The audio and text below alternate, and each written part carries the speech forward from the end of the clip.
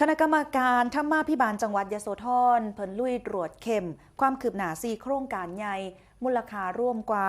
112ล้าน เน้นหลักธรรมาภิบาลสกัดทุจริตนอกจากนี้เพิ่นยังบอกว่าเป็นการยกระดับทางหลวงเชื่อมท่องเที่ยวค่ะ โดยนายอิทธิพลสร้างกลึงดีค่ะผู้ตรวจราชการสำนักนายกรัฐมนตรีในฐานะประธานคณะกรรมการธรรมาภิบาลจังหวัดยโสธรได้สั่งการให้คณะกรรมการกทจ.ลงพื้นที่ติดตามตรวจสอบความคืบหน้าโครงการก่อสร้างและปรับปรุงถนนในจังหวัดยโสธร4โครงการใหญ่วงเงินงบประมาณราว112ล้านบาทค่ะการลงพื้นที่เที่ยวนี้มีเป้าหมายสำคัญเพื่อเฮ็ดหน้าที่แทนประชาชนในการเฝ้าระวังการจ่ายงบประมาณภาครัฐป้องกันปัญหาการทุจริตความล่าช้าในการดำเนินงานที่บ่เป็นไปตามแผนพร้อมสร้างความเชื่อมั่นว่าโครงการต่างๆสิแล้วเสร็จสร้างความโปร่งใสความปลอดภัยเกิดประโยชน์สูงสุดต่อประชาชนค่ะทั้งนี้นะคะทั้ง4โครงการกับประกอบไปด้วยโครงการพัฒนาโครงสร้างพื้นฐานเชื่อมโยงคมนาคมและก็โลจิสติกระดับภาคใส่งบกลุ่มจังหวัดจำนวน50ล้านบาทก่อสร้างทางหลวงพัฒนาพื้นที่หมายเลข2083ตอนสะเดาค่ำเขื่อนแก้วระยะทาง 1.2 กิโลเมตรในพื้นที่อำเภอมหาชนะชัยเพื่อยกระดับการขนส่งสินค้าและการสัญจรข้ามเขตจังหวัด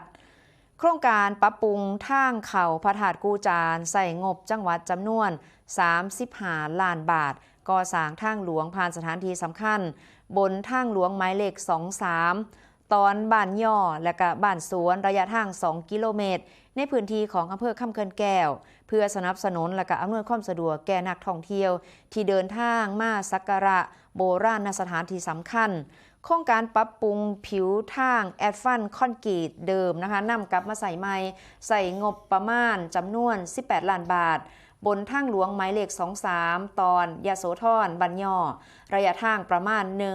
1.061 กิโลเมตรในพื้นที่อำเภอเมืองยโสธรเพื่อเพิ่มความปลอดภัยในการขับขี่และก็ประหยัดงบประมาณด้านเทคโนโลยีหมุนเวียนวัสดุและก็โครงการก่อสร้างถนนเลียงเมือง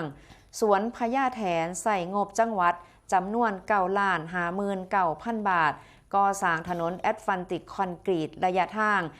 1.14 กิโลเมตรดำเนินการโดยทางเทศบาลเมืองยโสธรเพื่อที่จะระบายการจราจรและก็พัฒนาพื้นที่รอบแหล่งท่องเที่ยวแลนด์มาร์คของจังหวัดค่ะค่ะทั้งนี้ทางคณะกรรมการกทจ.ยโสธรกระบุว่าการลงพื้นที่เป็นไปตามระเบียบสำนักนายกรัฐมนตรีว่าโดยการตรวจสอบและประเมินผลภาคราชการค่ะ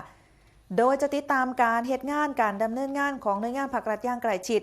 หากพบขอบกพร่องหรือว่าประเด็นที่ต้องแก้ไขกะซื้อเร่งประสานหน่วยงานที่เกี่ยวข้องดำเนินการทันทีไปโครงการคมนาคมของจังหวัดยโสธรมีประสิทธิภาพปลอดภัยและสนับสนุนการเติบโตทางเศรษฐกิจและการท่องเที่ยวอย่างยั่งยืนต่อไปค่ะ